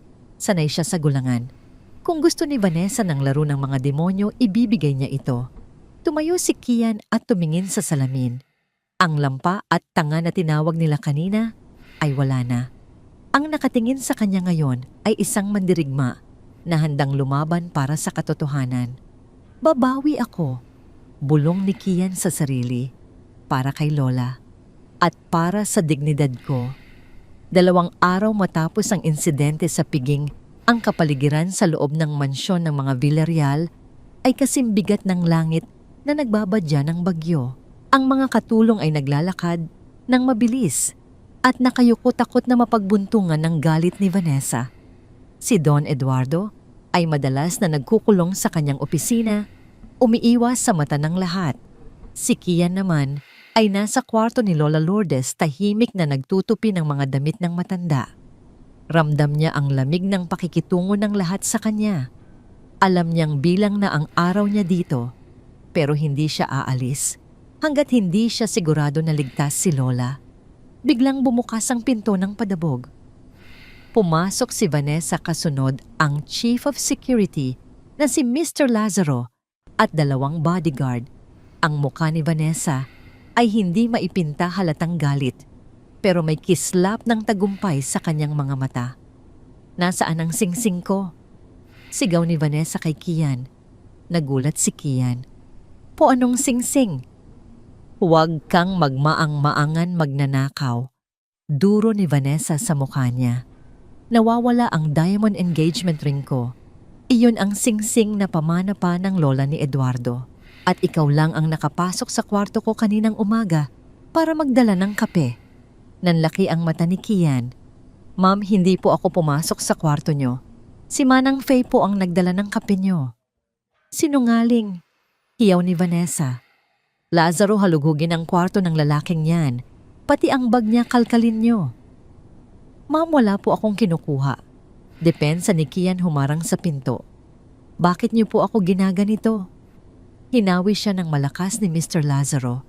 Tumilapon si Kian sa gilid at tumama ang balikat sa pader. Dahil sa gulo, nagising si Lola Lourdes na natutulog sa kanyang rocking chair. Anong nangyayari, Kian? Tanong ng matanda takot na takot. Mabilis na kumilos ang mga guard. Pinuntahan nila ang servants' quarters kung saan naroon ang gamit ni Kian. Sumunod si Vanessa si Kian at ang umiiyak na si Lola Lourdes na inaalalayan ng nurse. Sa loob ng maliit na kwarto ni Kian, kinuha ni Lazaro ang luma at punit na backpack ni Kian. Ibinuhos niya ang laman nito sa sahig. Nahulog ang ilang piraso ng damit sipilyo at ang Bible ni Kian. At kasama ng mga ito, gumulong sa sahig ang isang kumikinang na bagay. Isang singsing na may malaking diamante. Napasinghap ang lahat. Parang binuhusan ng malamig na tubig si Kian. Tinitigan niya ang singsing. Hindi niya alam kung paano napunta yun doon. Ni hindi niya pa nahahawakan ang bagay na yon sa tanang buhay niya. Sabi ko na nga ba?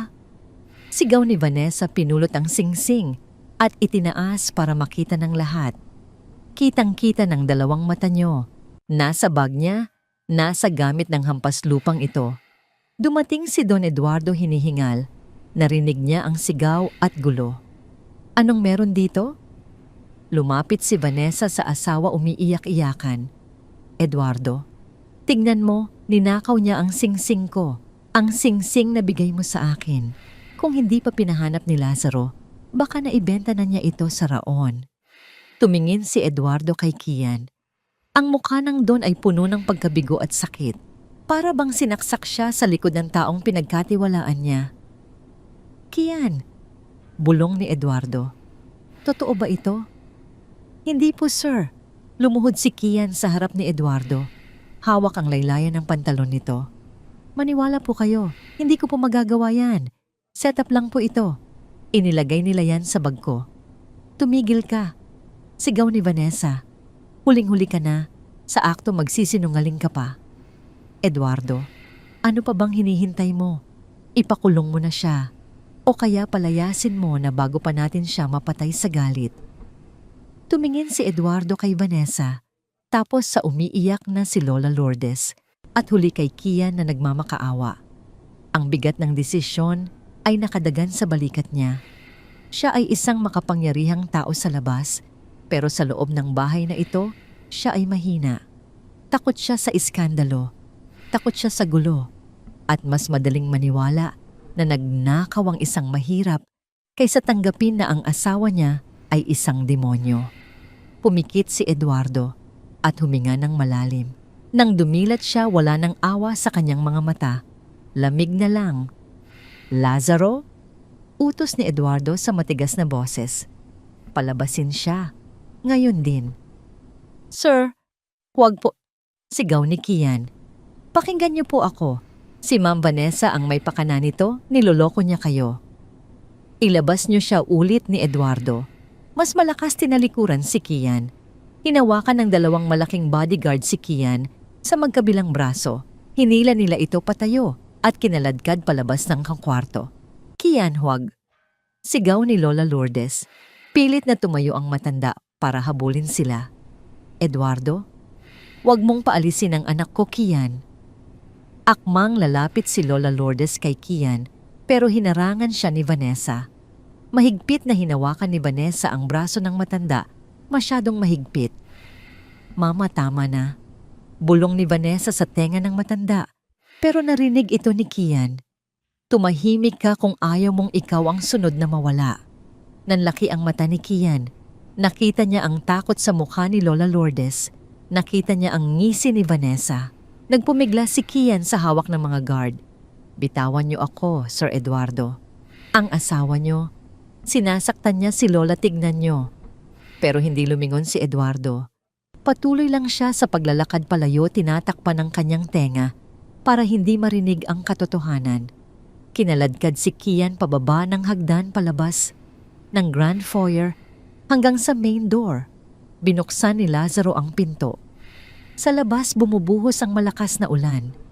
Kumukulog at kumikidlat, parang inuulit ang gabing nagkita sila ni Lola Lourdes.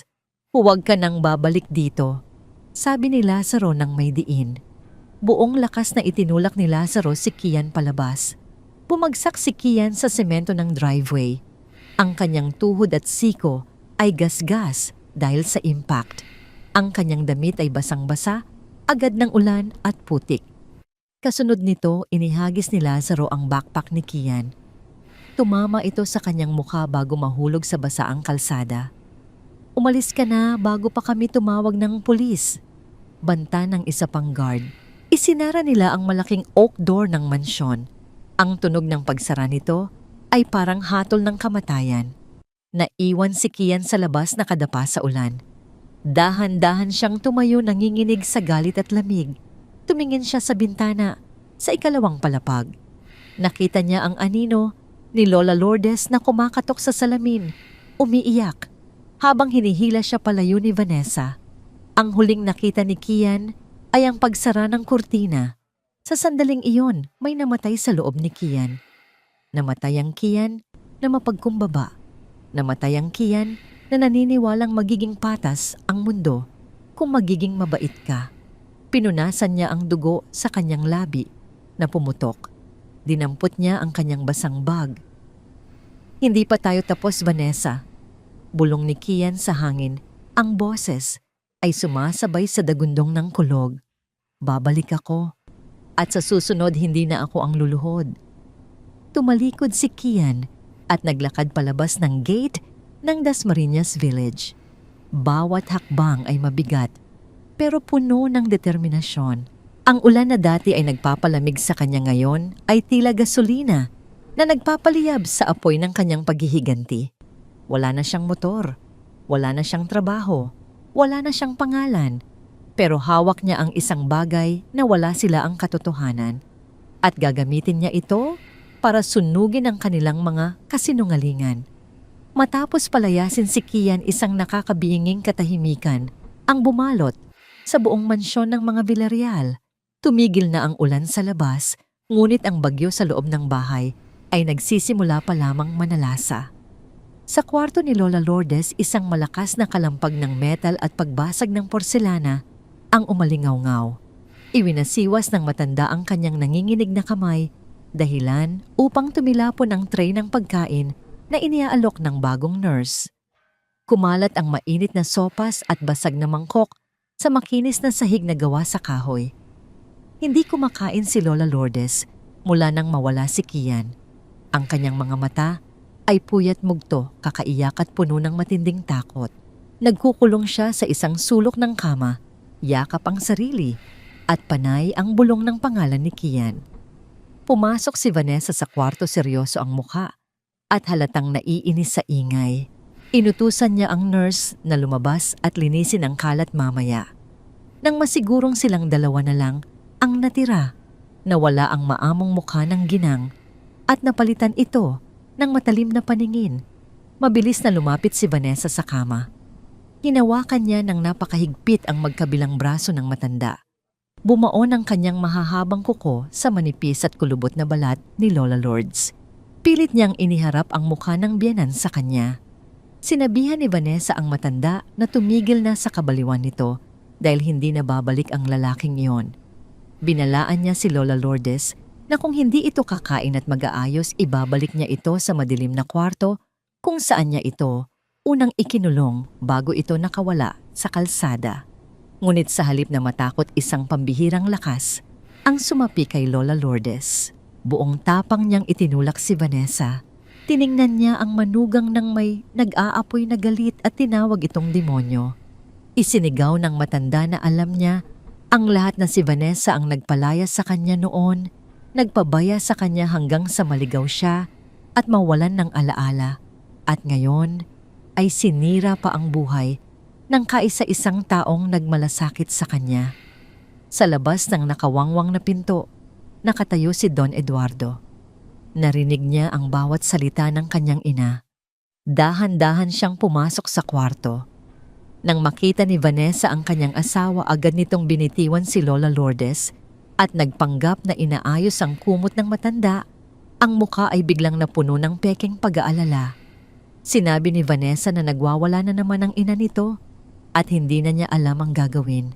Ngunit hindi nakinig si Eduardo kay Vanessa. Ang kanyang paningin ay nakatuon sa braso ng kanyang ina.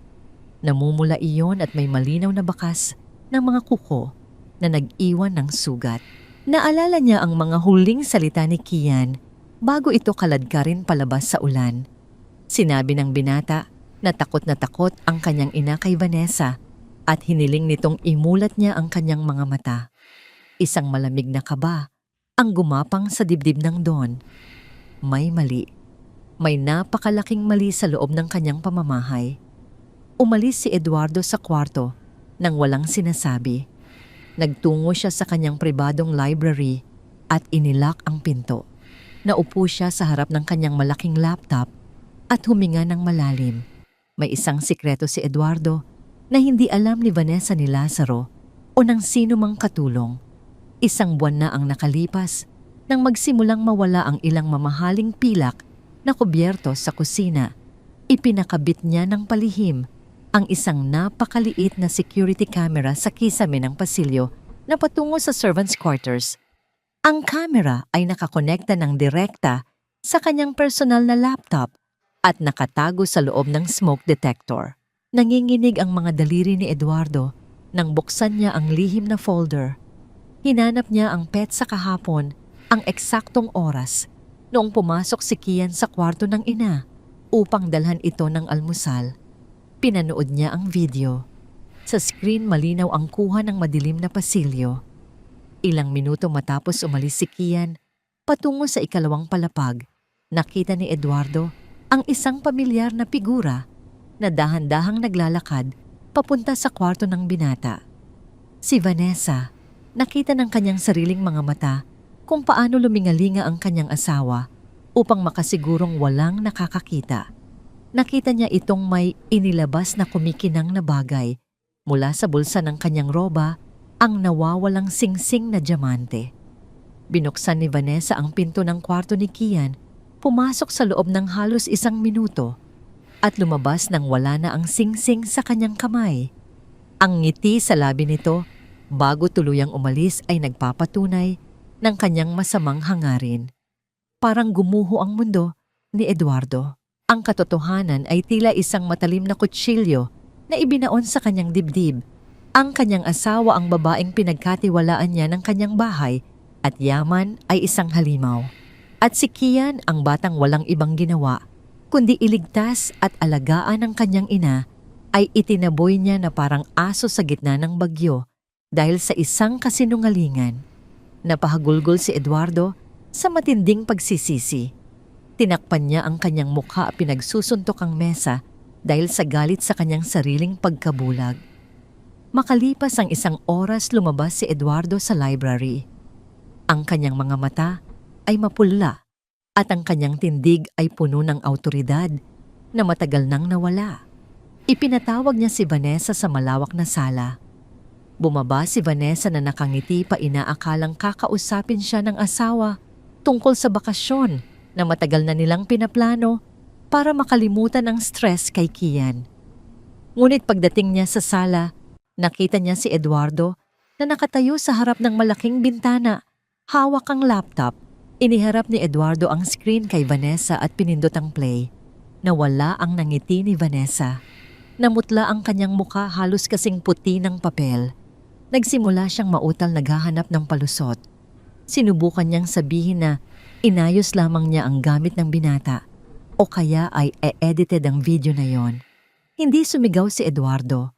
Mas nakakatakot ang ginawa niya. Tinitigan niya si Vanessa ng may malamig at nakamamatay na puot. Sinabi niya sa asawa na tapos na ang laro nito. Inisa-isa ni Eduardo ang mga kasalanan ni Vanessa, ang pagmamalupit nito sa kanyang ina na naging dahilan ng paglayas nito, ang planong paglason sa pagkain at ang pagtatanim ng ebidensya para idiin ang isang inosenteng tao. Nang makitang wala na siyang kawala, nagbago ang anyo ni Vanessa. Ang takot ay napalitan ng panggagalaiti. Sinumbat niya kay Eduardo na ginawa niya iyon dahil pakiramdam niya ay inagawan siya ng lugar sa bahay. Nagreklamo siyang mas binibigyan pa ng pansin at halaga ni Eduardo ang isang hampas lupang galing sa kanal kaysa sa kanya na asawa nito. Hindi na nagdalawang isip si Eduardo.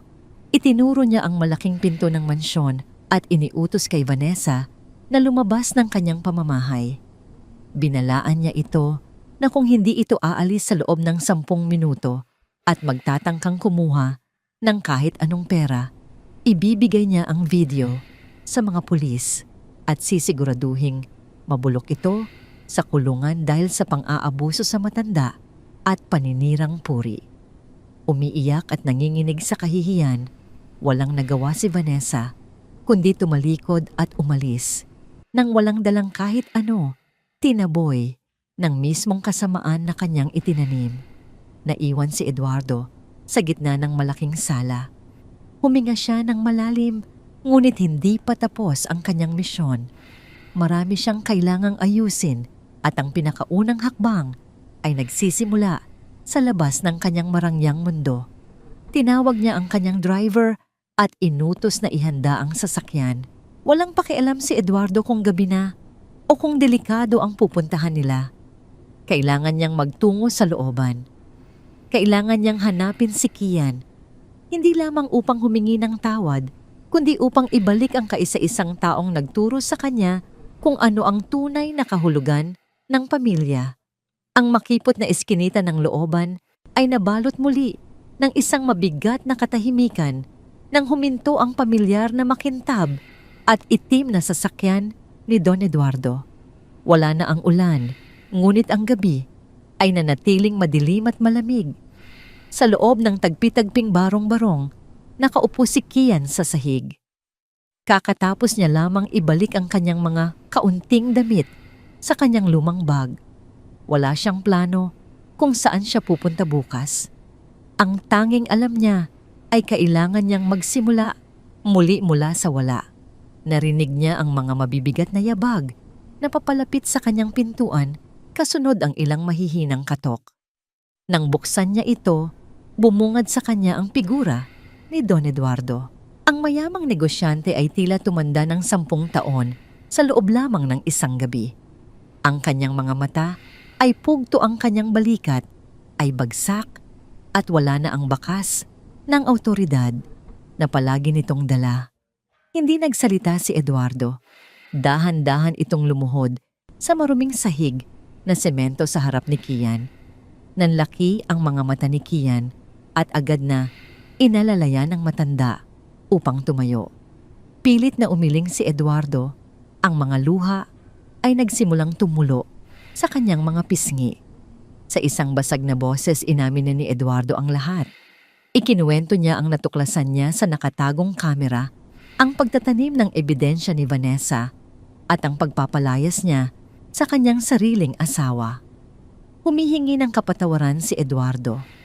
Inialok niya ang kanyang buong yaman, ang kanyang kumpanya at ang kanyang buhay, mapatawad lamang siya ni Kian at muling bumalik sa mansyon upang makasama ang kanyang ina. Tiningnan ni Kian ang bilyonaryo.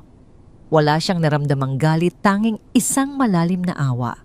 Ipinaliwanag ni Kian sa mahinahong tinig na hindi niya kailangan ng pera o ng anumang posisyon.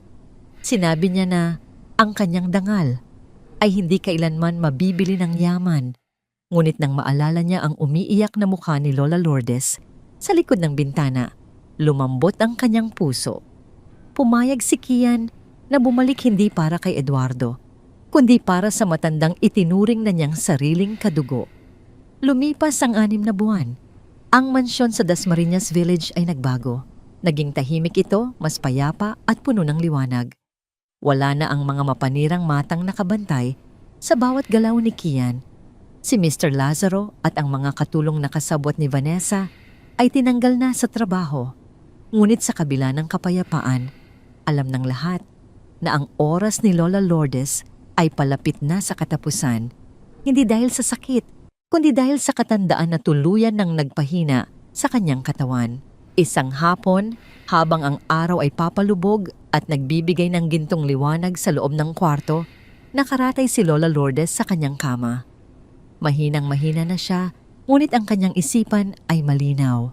Nasa magkabilang gilid niya sina Eduardo at Kian, mahigpit na hawak ang kanyang mga nanginginig na kamay. Tumingin si Lola Lourdes kay Eduardo at ngumiti ng tipid. Ibinulong niya na pinapatawad na niya ang kanyang anak sa lahat ng naging pagkukulang nito at masaya siyang nakauwi siya sa kanyang tunay na pamilya. Pagkatapos ay inilingon niya ang kanyang mukha kay Kian. Tinaas ni Lola Lourdes ang kanyang kamay at dahan-dahang hinaplos ang pisngi ng binata. Sa huling pagkakataon, binigkas niya ang kanyang pasasalamat. Sinabi niya na si Kian ang naging liwanag niya noong mga panahong nasa madilim siyang lansangan at itinuturing niya itong isang tunay na anak. Hindi napigilan ni Kian ang pag-agos ng kanyang mga luha habang nakangiting tumatango.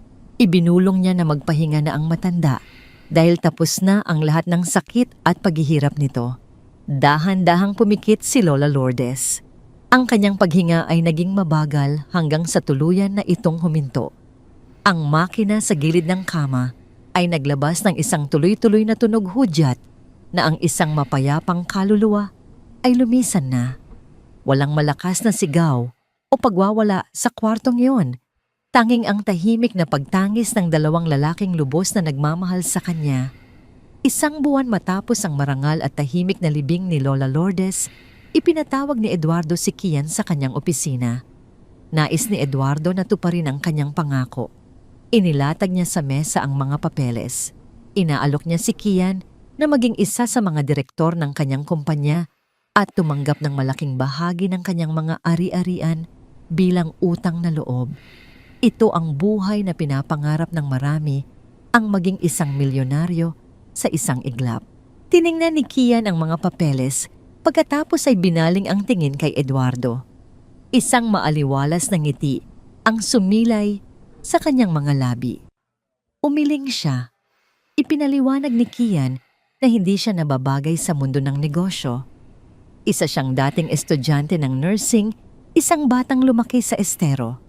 Ang kanyang puso ay nasa pag-aalaga ng mga taong walang kakayahan at walang pamilya tulad ng ginawa niya kay Lola Lourdes. Kung talagang nais ni Eduardo na magbayad ng utang na loob, mayroon siyang ibang pabor na hihilingin. Inilabas ni Kian ang isang simpleng plano na iginuhit niya sa isang lumang notebook, isang pasilidad para sa mga inabandonang matatanda, isang lugar kung saan hindi nila kailangang magkalkal ng basura o matulog sa putikan. Naluha si Eduardo sa nakita niya. Sa halip na sariling yaman, inisip pa rin ni Kian ang ibang tao. Walang pag-aalinlangan nangako si Eduardo na pondohan ang buong proyekto at ibigay ang lahat ng suportang legal at pinansyal na kakailanganin nito. Lumipas ang 2 taon. Sa isang malinis at tahimik na komunidad, hindi kalayuan sa dating tinitirhan ni Kian, nakatayo ang isang malawak na gusali. Pininturahan ito ng mapayapang kulay asul at puti na papaligiran ng mga puno at bulaklak. Sa itaas ng pangunahing pintuan, nakaukit ang mga letrang ginto, Casa Lourdes. Sa loob ng hardin abala si Kian. Suot niya ang isang malinis na puting uniforme, nakangiting nakikipag-usap sa mga matatandang naninirahan doon. Naging ganap na siyang rehistradong nurse matapos niyang ituloy ang pag-aaral at siya ngayon ang punong tagapamahala ng buong pasilidad.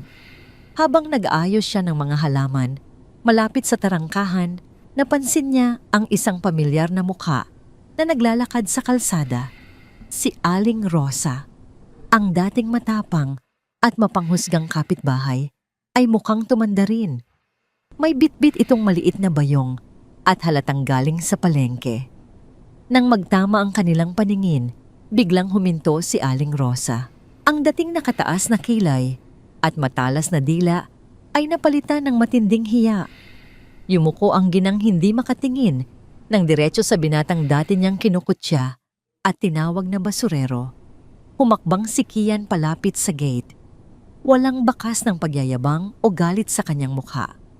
Sa halip binati niya ang matanda nang may buong paggalang tinanong kung kumusta na ito at inalok pa kung nais nitong pumasok upang uminom ng malamig na tubig. Nanginginig ang mga labi ni Aling Rosa. Sa isang mahinang tinig, humingi ito ng tawad sa lahat ng masasakit na salitang binitawan niya noon. Sinabi niyang nagsisisi siya sa kanyang mga panghuhusga. Tumango lamang si Kian at sinabing matagal na niya itong kinalimutan. Ipinaalala niya kay Aling Rosa na ang nakaraan ay tapos na at ang mahalaga ay kung paano magiging mabuti sa kasalukuyan. Nagpaalam si Aling Rosa nang may luha sa mga matabaon ang isang aral na hinding-hindi niya makakalimutan. Tumingin si Kian sa langit. Wala nang mga maiitim na ulap. Ang araw ay sumisikat ng maliwanag, nagbibigay ng init at pag-asa sa buong paligid. Naisip niya ang lahat ng kanyang pinagdaanan, ang bagyo, ang gutom, ang mga kasinungalingan at ang sakit ng pagkakaitaboy. Ngunit sa huli ang lahat ng iyon ay nagbunga ng isang napakagandang pamana. Napagtanto niya na ang tunay na yaman ay hindi nasusukat sa dami ng pera sa bangko o sa laki ng bahay, kundi sa dami ng pusong natulungan at napabuti. Ang kabutihan ay isang pamumuhunan na hindi kailanman nalulugi. At habang pinagmamasdan niya ang mga nakangiting mukha ng mga lolo at lola, sa loob ng Casa Lourdes, alam ni Kian na ang kanyang puso ay tuluyan ng nakahanap ng sarili nitong tahanan.